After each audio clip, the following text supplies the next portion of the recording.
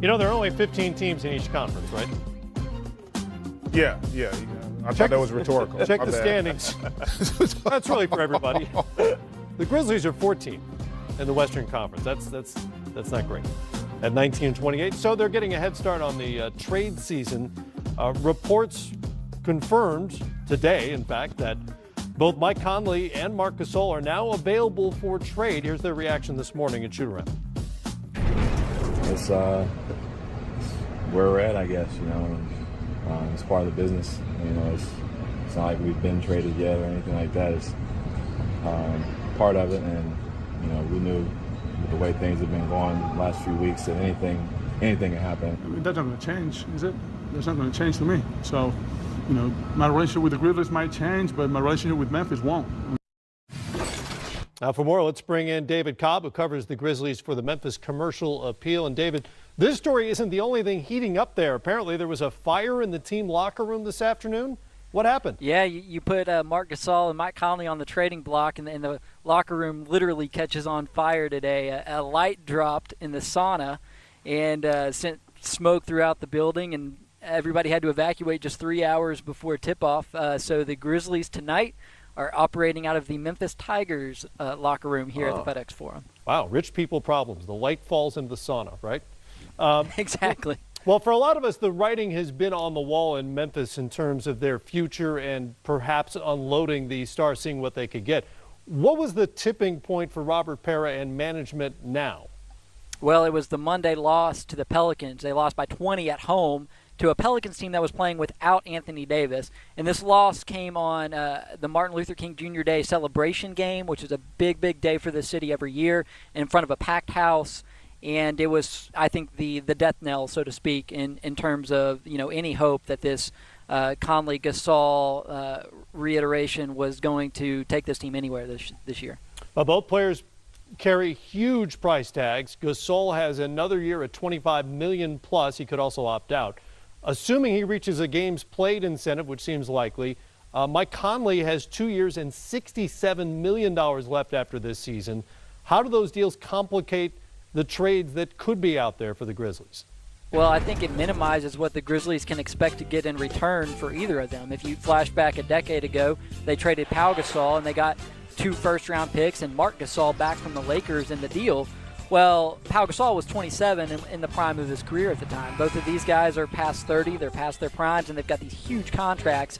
And so I think that really kind of minimizes what the Grizzlies are going to be able to get for him. And they've got to be realistic as they listen to these offers, because if they've got, you know, these grand visions of getting back a star player or a bevy of first-round picks, I don't think that's going to happen. Well, those aren't the only 2 huge contracts on the roster either. Reportedly, the Grizzlies are also trying to find a new home for Chandler Parsons, who also makes a ton of money, hasn't played since October.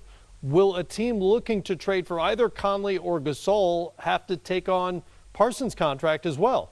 How could they? I mean, what team has that amount of cap space? You know, unless they've just got a ton of dead money that they can send back that the Grizzlies are willing to take, then I don't see how that would work. But I guess it's not impossible, but it would take a real talented mathematician to figure that one out. There are a few of those giant contracts in the summer of 2016 that teams are looking to move at this time here in 2019. We'll find out soon enough.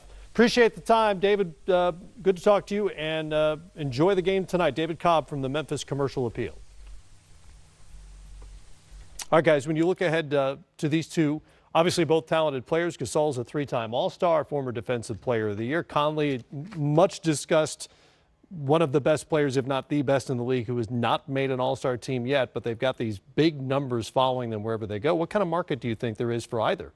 I think it's robust for both of them in theory. In theory, yeah. But it becomes a much more difficult prospect when you look at the numbers, specifically on Conley's deal. And then for Gasol, I know it makes sense that you'd want a big man with his resume, but does he fit in a lot of these places is the question.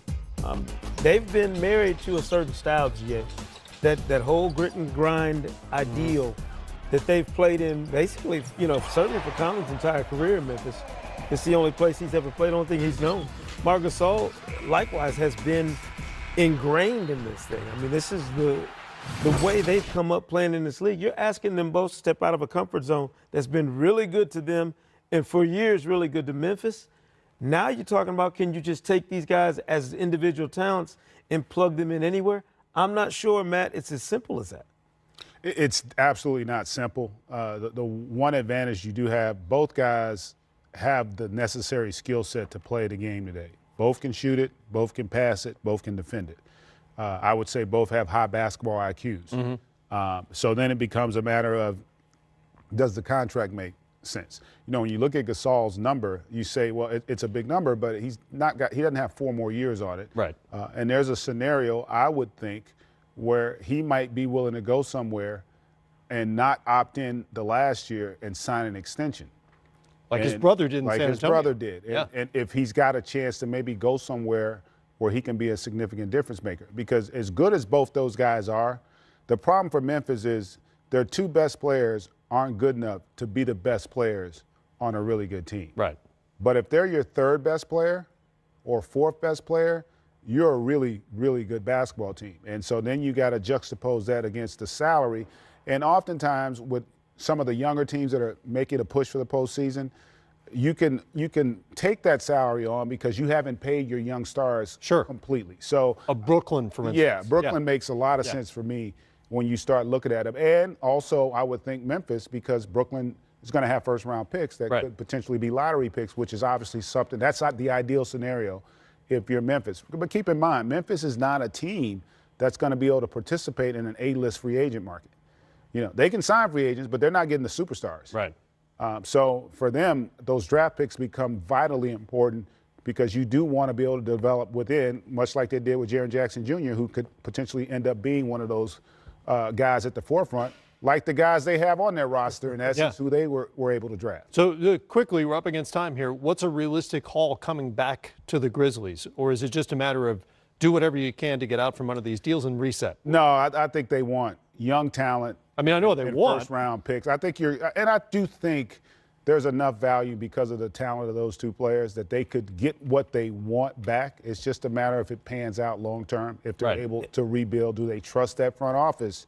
Because they probably should have done this about a year and a half. Much sooner than this. And do you get one of them moved and not the other? That's that's going to be the difficult part. Right. When's the last time a team was able to move 2 veteran contracts like this at the same deadline? Agree with Parsons. And then if you think Parsons is going to be a part of that as well, that's a whole lot of moving to do between now and the trade. I don't see a 3 scenario. guys who make $25 million and up. Yeah, I don't see a scenario where you're going to move all 3. Yeah.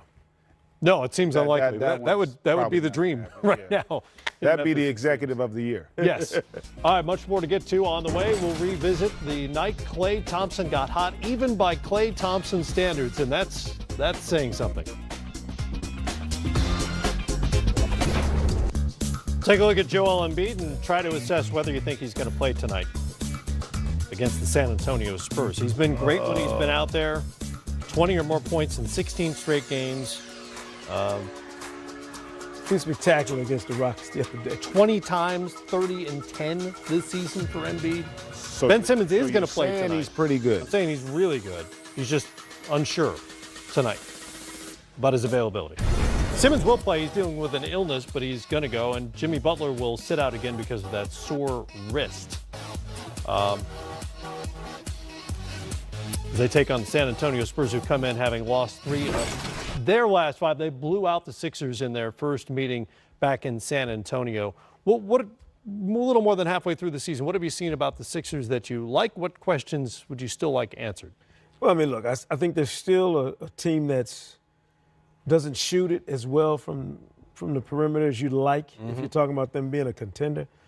But Joel Embiid is so good. He was so good against Houston the other day.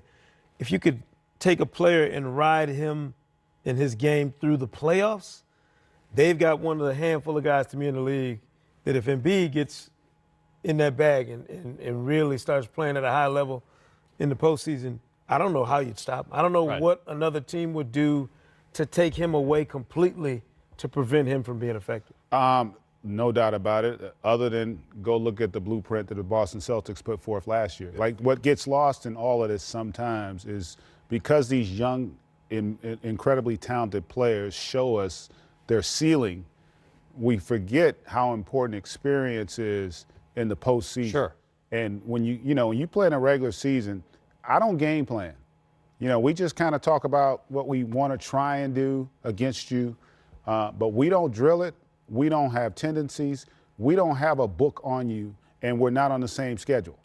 When you get in the postseason now, I get an opportunity. I remember playing for Pat Riley my rookie year. After the season, you know, we're getting ready for the playoffs, and the assistant coach brought me a book. And I was like, damn, I didn't know what to, you know, it was a book of every player, every play they ran that season. Every play. So everything they had ever done on that court. So you knew every tendency. Right. You knew what they'd go to when things got tight. You knew the plays they were going to run. And so that's why I always say in the postseason, you know, that's why you need great players in the postseason, because great players can score against great defense consistently. And great talents can score, but they need the experience. Now, last year will help him and Ben Simmons because, you know, it showed them as much as we thought and were ready to anoint, they weren't quite ready. No, end of the game execution was terrible. It was not very good. And also shooters couldn't get loose the way they needed. Right. And the pressure of That's the when they moment. had more shooters. Yeah, and it was also the pressure of the moment. Because what happens is they'd never been in those situations before, ever. Right. They'd never, in their careers, they'd never been in situations where they felt a little unsure, where they weren't, you know, comfortable with who they were as a player at that level, because they'd never had anybody be able to make them do things they didn't want to do. And so that's why that postseason, that experience will help them. But their growth, I think, is coming. The question for me, big picture, is, okay, is the depth going to be there? Mm-hmm. Because as good as those guys are, you're still going to have guys coming off your bench that can give you quality minutes, that can make big plays, and that's where those veteran guys. Last year, to Seiku's point, like, they had a better overall roster, even though this one has more top-level talent than they did. You know, to have the Bellinellis and guys like that, and Ilyasova. You know, and who they got for nothing. Yeah, those veteran guys that you can trust in big moments to make plays. Not having those guys is a concern. They'll see Bellinelli tonight for San Antonio. By the way, Joel Embiid will play, we are now told. Oh, good. For the 76ers. I got my league pass already set up. Because the end of the game execution was a serious issue for them against the Celtics. How much of a difference will Butler make in that he's likely to have the ball in his hands a lot in those late game situations? It will make it. And listen, in all fairness, Brett Brown's got to take some responsibility too. I remember you and I were working during the regular season last year, and we had a couple times in the game situations where I didn't know what the hell they had tried to draw up and run. It was so, as much as we want to put it on the players, Brett Brown and his staff have to take some responsibility. I don't think they handle in the games. That Celtic game where his team was imploding in the second quarter last year in the postseason, in the game they were up big, he didn't call a timeout. He just basically let it go, and they ended up losing that game in the second quarter, if I'm not mistaken. And again, he's got to be able to help that young group with his ability to give them stuff that they feel confident in when they have to go out and execute. Let me interrupt for just a second, because Victor Oladipo apparently has